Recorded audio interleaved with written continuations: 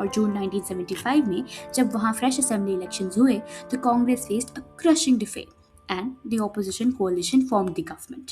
दूसरा movement Bihar movement और JP Narayan. Gujarat की कामयाबी देखकर ठीक 2 महीने बाद यानी मार्च 1974 में बिहार के स्टूडेंट्स ने भी बढ़ती महंगाई, फूड स्कार्सिटी, बेरोजगारी और करप्शन के खिलाफ स्टेट गवर्नमेंट के खिलाफ मोर्चा खोल दिया। स्टूडेंट्स ने प्रोटेस्ट शुरू किए, घेराव किया, लेकिन उन्हें समझ आ गया कि अगर इस मूवमेंट को एक बड़ा लेवल देना है तो उन्हें एक मास लीडर की जरूरत थी। उन्होंने अप्रोच किया जयप्रकाश नारायण को।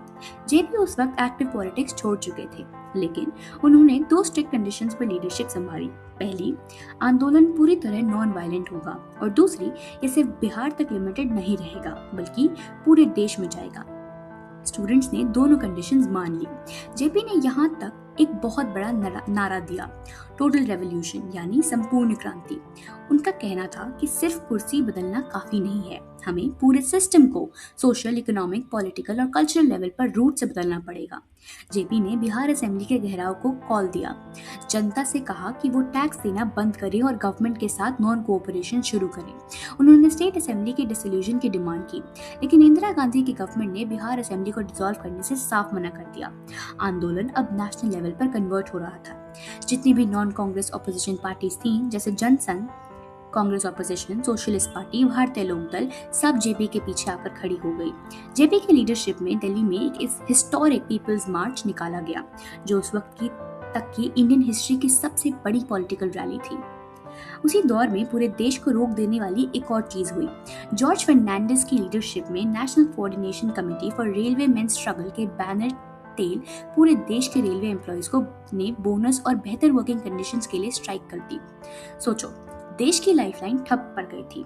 गवर्नमेंट ने इस स्ट्राइक को कम्प्लीटली इलीगल डिक्लेयर किया और बड़े रूथलेस तरीके से इस पूरी स्ट्राइक को दबा दिया। अब इस स्टोरी में एक अलग एंगल आता है। एक तरफ सड़कों पर जनता का बवाल चल रहा था, दूसरी तरफ देश के दो सबसे बड़े पिलर्स, गवर्नमेंट यानी एग्जीक्यूटिव एंड सुप्रीम कोर्ट यानी जुडिशरी के बीच एक बहुत बड़ा इंस्टीट्यूशनल क्लैश चल रहा था।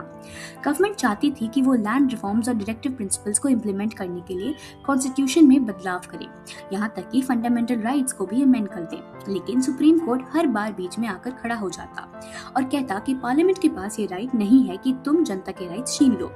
ये टकरार अपने पीक पर पहुंच गई 1973 के हिस्टोरिक केस अवंत भारती केस में। सुप्रीम कोर्ट ने एक ऐसी रूलिंग दी जो आज भी हमारी डेमोक्रेसी का सबसे बड़ा शील्ड है, द बेसिक स्ट्रक्चर डॉक्ट्रिन।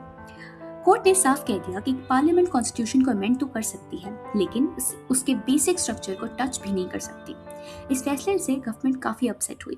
उन्होंने अपनी पावर दिखाने के लिए बरसों से चले आ रहे सीनियरिटी के रूल को बाईपास किया और 30 सीनियर जजेस को सुपरसीड करके अपने पसंद के जस्टिस A.N. रे को चीफ जस्टिस ऑफ इंडिया बना दिया। ये सीधा हमारे जुडिशरी की इंडिपेंडेंस पर एक बहुत बड़ा आघात था। और फिर आता है वो दिन जिसने पूरी हिस्ट्री को पलट कर रख दिया।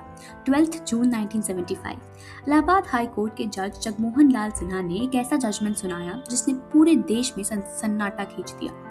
सोशलिस्ट लीडर राजनारायण की एक पिटीशन पर सुनवाई करते हुए जज ने प्राइम मिनिस्टर इंदिरा गांधी के 1971 के रायबरेली इलेक्शन को ही इनवैलिड डिक्लेयर कर दिया।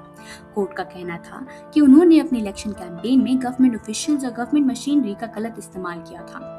इसका लीगल मतलब ये था कि अब वो टेक्निकली प्राइम मिनिस्टर नहीं रह सकती थी जब तक वो 6 महीने में दोबारा इलेक्ट ना होकर आए। सुप्रीम कोर्ट ने उन्हें एक कंडीशनल स्टे जरूर दिया कि वो पीएम बनी रहेंगी, लेकिन जब तक अपील चलेगी वो पार्लियामेंट के किसी वोट में हिस्सा नहीं ले पाएंगी। इस जजमेंट ने ऑपोजिशन को एक बहुत बड़ा वेपन दे दिया।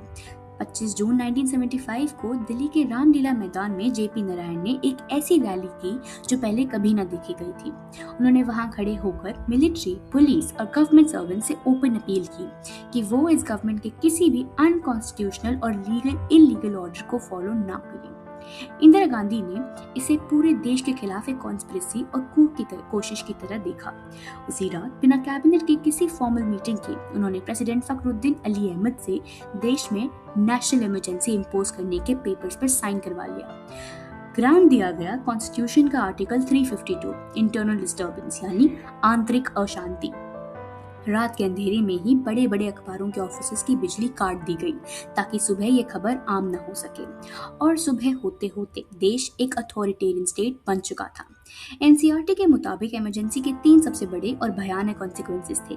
इसे एग्जाम के लिए ध्यान से समझना। सबसे पहले सस्पेंशन ऑफ फंडामेंटल राइट्स, तुम्हारे बोलने की आजादी विच इज आर्टिकल 19, और सबसे बड़ा right to life and personal liberty article 21, सब कुछ सस्पेंड कर दिया गया।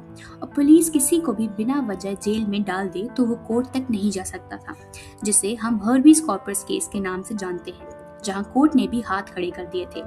दूसरा, प्रेस सेंसरशिप, अखबारों की आजादी पूरी तरह छीन ली गई। कुछ भी प्रिंट करने से पहले गवर्नमेंट से अप्रूवल लेना कंपलसरी था। द इंडियन एक्सप्रेस और स्टेट्समैन जैसे अखबारों ने इसका विरोध में अपने एडिटोरियल पेजेस को ब्लैंक छोड़ दिया। तीसरा, प्रिवेंटिव डिटेंशन, ऑपोजिशन के लगभग सारे बड़े लीडर्स जेपी नारायण, मोरारजी देसाई, एलके अडवाणी, सबको बिना कोई बड़ा डिस्चार्ज लगाए जेल में डाल दिया गया। इसके साथ ही आरएसएस और जमाती इस्लामी जैसे ऑर्गेनाइजेशंस को कंप्लीटली बैन कर दिया गया। सन्नाटे का फायदा उठाकर गवर्नमेंट ने 42nd कॉन्स्टिट्यूशनल अमेंडमेंट पास किया, जिसमें लिख दिया गया कि प्राइम मिनिस्टर और प्रेसिडेंट के इलेक्शन को किसी कोर्ट में चैलेंज नहीं किया जा सकता और पार्लियामेंट के टेन्योर 5 साल से बढ़ाकर 6 साल का कर दिया गया। यहाँ तक तो तुम्हारी टेक्स्ट बुक का पूरा टाइमलाइन सेट हो गया था, लेकिन इस स्टोरी को एक जेन्युइन स्टोरी टेलर की तरह समझने के लिए हमें 2 सबसे बड़े हिस्टोरियंस के पर्सपेक्टिव्स को देखना होगा। तो I have referred to Ramchandra Guha's India after Gandhi. Guha अपनी रिसर्च में साफ कहते हैं कि इमरजेंसी देश के किसी इंटरनल रिस्क की वजह से नहीं लगी थी, बल्कि वो इंदिरा गांधी की अपनी पर्सनल इनसिक्योरिटी और उनके पर्सनैलिटी कल्ट का नतीजा थी। उनके दौर में एक नारा चलता था, Indira is India and India is Indira. Guha इस दौर को द इंपीरियल प्राइम मिनिस्टर का दौर कहते हैं, जहां पार्टी के अंदर की डेमोक्रेसी को खत्म कर दिया गया था। वो संजय गांधी के रोल को हाईलाइट करते हैं, जो बिना किसी गवर्नमेंट पोस्ट के पूरे देश का सिस्टम संभाल रहे थे, चाहे वो दिल्ली के तुर्कमान गेट की डिमोलिशन हो या फोर्सिबली चलाया गया स्टेरिलाइजेशन कैंप्स। यह उनके मुताबिक स्टेट का एक डायरेक्ट अटैक था अपने ही सिटीजन्स पर। लेकिन दूसरी तरफ बिपिन चंद्र इस पूरी सिचुएशन को एक अलग नजरिए से देखते हैं। वो सिर्फ इंदिरा गांधी को इसका दोषी नहीं मानते, वो जेपी नारायण के मूवमेंट के तरीके पर भी बड़े सवाल उठाते हैं। बिपिन चंद्र का कहना था कि जेपी की टोटल रेवोल्यूशन का कोई क्लियर सोशल इकोनॉमिक प्लान नहीं था। उनका एजेंडा काफी वेग था। और सबसे बड़ी बात, किसी भी फंक्शनल डेमोक्रेसी में अगर आप आर्मी और पुलिस को ओपन कॉल दोगे कि वो गवर्नमेंट के ऑर्डर्स ना माने, तो वो पूरे देश की स्टेबिलिटी के लिए एक बहुत बड़ा खतरा बन जाता। बिपिन चंद्र के मुताबिक जेपी के इस एक्स्ट्रा कॉन्स्टिट्यूशनल स्टेप ने इंदिरा गांधी को एक परफेक्ट लीगल एक्सक्यूज दे दिया देश पर इमरजेंसी थोपने का। यानी टकरार तो दोनों तरफ से थी। खैर, 21 महीने के इस लंबे सन्नाटे के बाद जनवरी 1977 में इमरजेंसी हटा दी गई और इलेक्शंस अनाउंस हुए। और तब इस देश की जनता ने दिखाया कि असली पावर्स किसके पास है। बैलेट बॉक्स के जरिए जनता ने कांग्रेस को सेंटर से बाहर कर दिया और देश में पहली बार एक नॉन कांग्रेस गवर्नमेंट बनी। इस बड़े एक्सीडेंट ने हमारी डेमोक्रेसी को थोड़े जख्म जरूर दिए, लेकिन उसे पहले से कई ज्यादा मैच्योर और मजबूत बना दिया। नई गवर्नमेंट ने आते ही 44th कॉन्स्टिट्यूशनल अमेंडमेंट 1978 पास किया, ताकि आगे चलकर कोई भी लीडर इस पावर का मिसयूज ना कर सके।